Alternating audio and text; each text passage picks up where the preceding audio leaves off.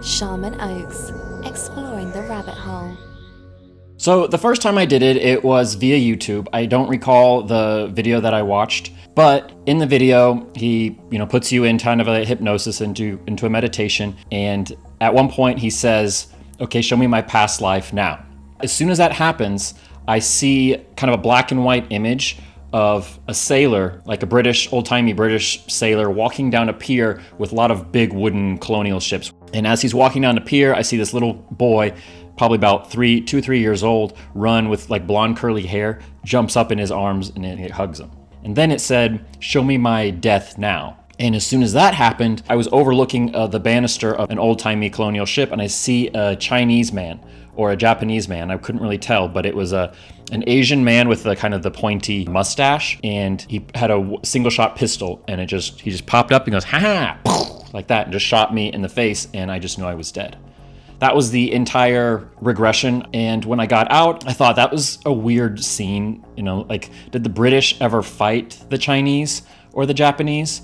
Because they're super far apart, and why would they ever fight each other? So I'm like, okay, this is probably not real. So I decided to Google it. And when I Googled it, I found out they did. There was actually 2 wars between the British and the Chinese called the Opium Wars. And it was in the same kind of time period that would have happened, the colonial with single-shot pistols around the mid-1800s.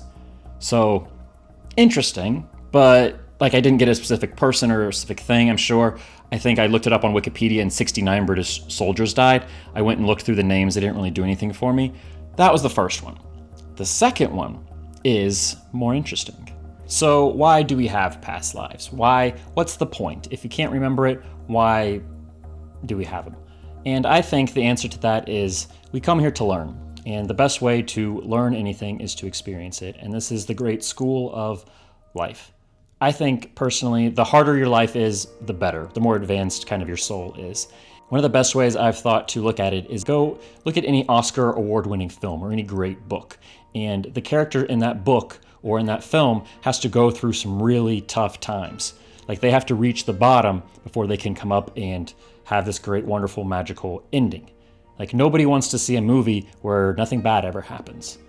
And I think as a society, we look at life wrong. We look at those people that have the cushy, normal lives, and we're like, oh, they're so blessed. No, they're not.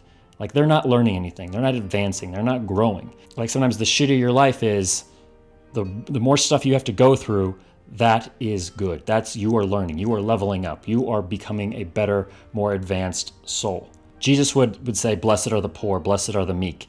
And I think that is right. You don't want to be the guy who's had everything his whole life because, again, you don't grow. And if you look at any of the world's teachers, any of the big religious teachers, especially the old ones, Jesus, Gandhi, Buddha, they all had rough lives, or they purposefully made their lives harder because that is something that we should be striving for. Like that's how, it's not about having the cushy life. It's not about having all the things and the stuff. Like that's the opposite of kind of what we should be going after. We want to go through hard times, and that is a good thing. That means we're advancing. That means we're leveling up. So, do you guys agree with that? Or do you think, fuck it, I should be living the life? I mean, I personally have that problem still with that. Like, I want the cushy life. It seems fun, I want to be rich. I want to be whatever. But at the same time, I also know it's not good for me. Like, anytime you think about winning the lottery, you might have some good thoughts of helping people, but you also have some very, very selfish thoughts. Or at least I have in the past. And ultimately it's not good for me. And it's kind of like a good parent. You can't just give your kid everything because that's not going to make a good adult later. Same thing with us and our souls. We shouldn't have everything good. And sometimes getting to the bottom helps us the most. So yeah, don't look down upon people that are going through hard times. Don't feel bad if you're going through hard times. Think good about that. Feel good about that. Know that you came here and you picked this life, you picked this circumstance, and you're growing, you're advancing. The more advanced your soul is, the harder you want your life to be because you're like, this is where I grow. This is the good times. It's like an athlete. They're going to push themselves super hard, and they're going to break down. And I think Arnold Schwarzenegger would work out so hard that he would throw up. You have to get down there. You have to get deep. It's hard It's hard to be great. It's hard to be advanced. It's hard to be the best. It's not easy.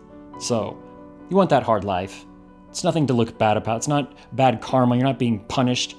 Tony Robbins says that life is happening for you, not to you. That's a great way to look at it as well. Like when things are bad that are happening, this is life happening for you. It's a gift. It's helping you level up. So I hope you guys enjoyed that. Let me know what you think in the comments. And remember to always stay curious and keep exploring. Love you guys.